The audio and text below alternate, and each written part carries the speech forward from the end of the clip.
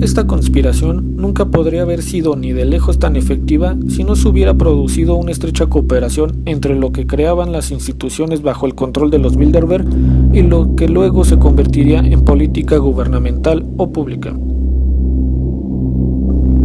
El pegamento que une toda esta operación y que le hace parecer legítima ante los ojos del público son los encuestadores y el gigantesco engaño que han perpetrado durante los últimos 50 años. Las compañías de demoscopía son las responsables de hacer que la opinión pública tome la forma que le conviene a los Bilderberg. La mayoría de las encuestas que aparecen en grandes emporios de comunicación como la CBS, la NBC, la ABC, la CNN, Fox, los periódicos The New York Times, The Washington Post, The Financial Times, The Wall Street Journal, la revista Time o Newsweek, obviamente todos ellos propiedad de los Bilderberg, están de hecho coordinadas por el National Opinion Research Center, donde por mucho que sorprenda a la mayoría de las personas, se desarrolló un perfil psicológico para todas y cada una de las naciones de la Tierra. Dos de los medios más importantes al servicio de los Bilderberg son el Gallup, una encuestadora de opinión bautizada en honor a su inventor, el estadístico norteamericano George Gallup, que suelen usar los grandes medios de masas para supuestamente representar la opinión pública, y la encuestadora Yankelovich, Skelly y White. Daniel Yankelovich se inspiró en el Trend Report de David Naisbitt, un libro que fue encargado por el Club Roma, uno de los brazos de la política exterior de los Bilderberg, y entre cuyos miembros se encuentran Gorbachov, los reyes de España, la reina Beatriz de Holanda, el príncipe de Bélgica y Juan Luis Ebráin, del grupo Prisa. Fue este aparato el que convirtió a la mayoría de los norteamericanos que no habían oído hablar jamás de Saddam Hussein y solo sabían vagamente que Irak era un país que existía en algún lugar de Medio Oriente, en un pueblo que clamaba por la sangre de Saddam y por la exterminación de Irak como nación. Lo que la mayoría no comprende es que mucho de lo que leemos en los periódicos o vemos en la televisión ha sido aprobado por las compañías de demoscopía, afirma el exagente del MI6, John Coleman, en la historia del Comité de los 300. Lo que vemos es lo que los encuestadores creen que debemos ver. A esto se le llama creación de opinión pública. La idea es que subyace a este fragmento de condicionamiento social es la de descubrir hasta qué punto el público responde a directivas políticas fijadas por los Bilderberg. Se les denomina grupos de población objetivo, y lo que miden las encuestadoras es cuánta resistencia se genera a lo que aparece en las noticias de la noche, concluye Coleman en el mismo libro. Todo forma parte del complejo proceso de creación de opinión pública, diseñado en el Tavistock y descrito en uno de sus manuales como el mensaje que llega a los órganos sensoriales de las personas que deben ser influenciadas. Hoy la gente cree que está bien informada, pero no se da cuenta de que las opiniones que creen suyas son de hecho creadas en instituciones por los think tanks de Estados Unidos. Ninguno de nosotros es libre para formar sus propias opiniones, porque la información de la que disponemos nos la ofrecen los medios de comunicación y las encuestadoras. Uno de estos think tanks, por ejemplo, se llama Research Analysis Corporation, una organización ubicada en McLean, Virginia, Estados Unidos.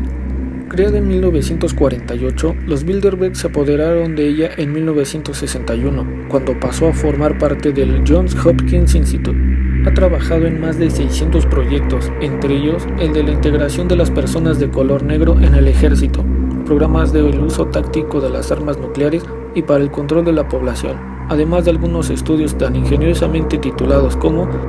Análisis de las batallas terrestres de los años 1618 al año 1905 y su aplicación al combate actual. Esta corporación está entrelazada con la corporación RAND y muchas otras más. RAND es una notable think tank de la CIA interrelacionada con el Tavistock. Todas y cada una de estas fundaciones, think tanks, empresas e instituciones, tanto públicas como privadas, están interrelacionadas y forman parte de una gigantesca y omnipresente conspiración secreta cuyo epicentro es el todopoderoso y ultrasecreto Club Bilderberg y su rama de lavado de cerebro, el Instituto Tavistock para la Conducta Humana.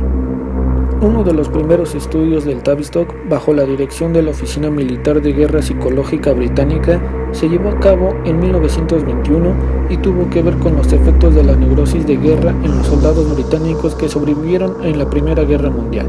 El propósito del estudio no era tanto curarles, sino poder determinar cuál era el punto de ruptura de los hombres sometidos a presión. Tal inimaginable poder permite que los Bilderbergs, a través de las organizaciones internacionales que poseen, de sus conglomerados empresariales, de sus aseguradoras, de sus bancos, de sus organizaciones financieras, de sus compañías petrolíferas, periódicos, revistas, radios, televisiones y miles de científicos sociales a su disposición, jueguen una parte integral en la creación de lo que vemos, oímos y leemos, y crean y diseminen nuevas opiniones públicas sobre casi cualquier tema en cuestión de semanas.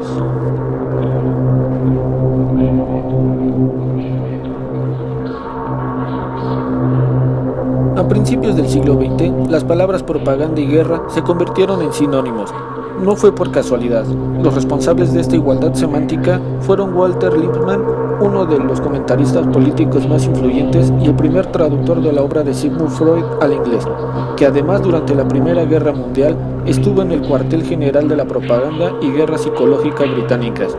en Wellington House, en las afueras de Londres,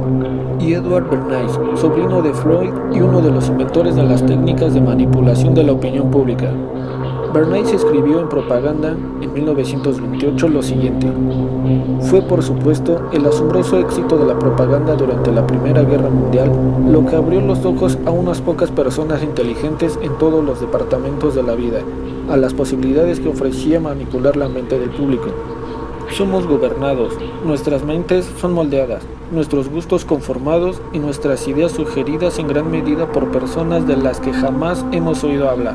Sea cual sea la actitud que uno elija frente a esta condición, sigue siendo un hecho que casi todos los actos de nuestras vidas cotidianas, sea en la esfera de la política o de los negocios, sea en nuestra conducta social o en nuestro pensamiento ético, están dominados por un número relativamente pequeño de personas, por una fracción minúscula de los 120 millones que comprenden los procesos mentales y las pautas sociales de las masas.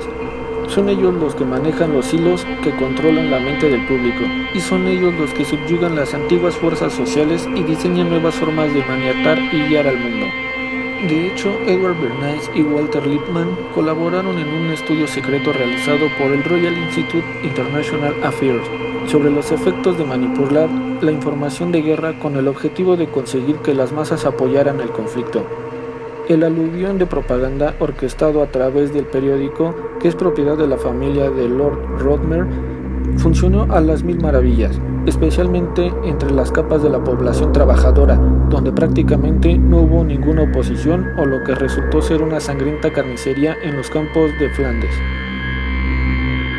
Durante la Primera Guerra Mundial, Bernays en ese momento era muy joven. Trabajó en el Comité para la Información Pública de Estados Unidos, la CPI, una institución de propaganda norteamericana ingeniosamente denominada y puesta en funcionamiento por el gobierno estadounidense en 1917 para preparar, publicitar y vender la guerra como una cosa que haría el mundo más seguro para la democracia. Todas las guerras que se han producido desde entonces, hasta la actual guerra contra el terrorismo, han usado las mismas técnicas de propaganda. Recordemos que Bilderberg, el CFR y el Club Roma ganan dinero en las grandes guerras y también en las pequeñas. También ganan dinero vendiendo armas y comida a ambos bandos del conflicto. No importa lo pequeño que este sea, en un mundo controlado por Bilderberg siempre hay mucho dinero por ganar. A pesar de los cientos de miles de jóvenes británicos masacrados en los campos de batalla de Francia, no hubo prácticamente ninguna oposición a aquella sangrienta guerra. Los registros de la época muestran que hacia 1917, justo antes de que Estados Unidos entrara en el conflicto,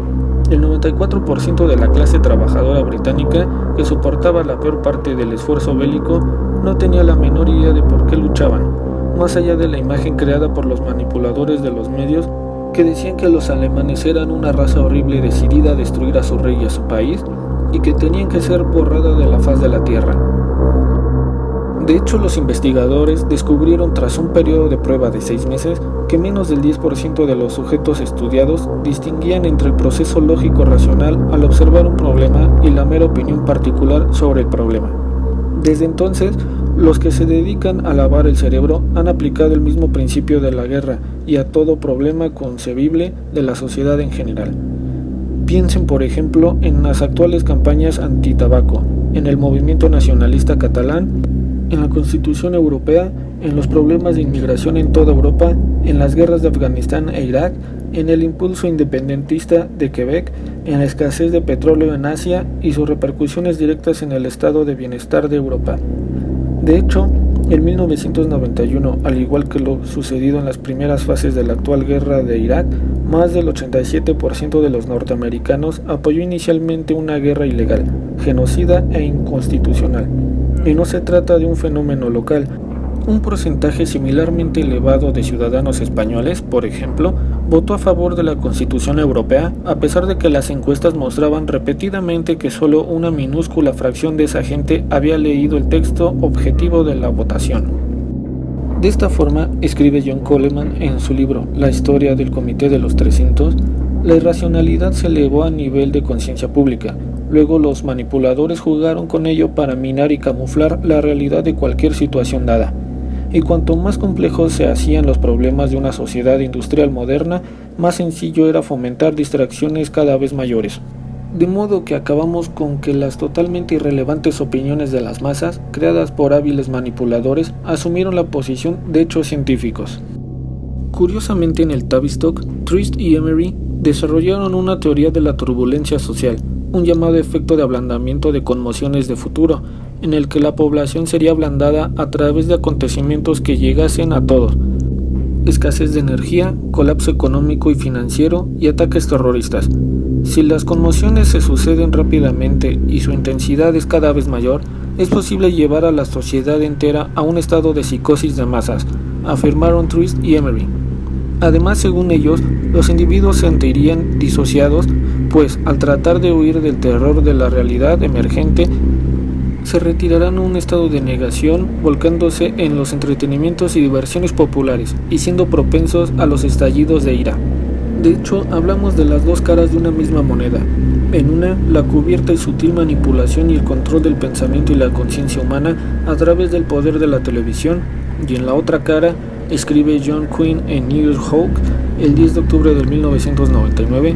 el cambio directo y descarado de paradigma, el cambio de los conceptos básicos, la ampliación de los parámetros, el cambio de terreno de juego y de las reglas de juego mediante las cuales la sociedad se define a sí misma en un periodo excepcionalmente corto de tiempo. Y en esta lucha, en el paradigma cambiante del pensamiento moderno, entraron los Beatles, el legendario grupo de rock de Liverpool inventado por el poder combinado del Bilderberg, el CFR y el Nuevo Orden Mundial, y llevado a ser la imagen de la perfección mediante el método de control de pensamiento desarrollado en el Tavistock, el lavado de cerebro. En el siguiente capítulo veremos el tema acerca de los Beatles, su creación y su influencia en la sociedad, y también veremos a Edward Sullivan y su imagen diseñada para influir en la sociedad e impulsar a otras en la misma. Si te gustó el video, regálame un pulgar arriba, suscríbete y compártelo para que puedas seguir haciendo más videos. También sígueme en Instagram y nos vemos en la próxima.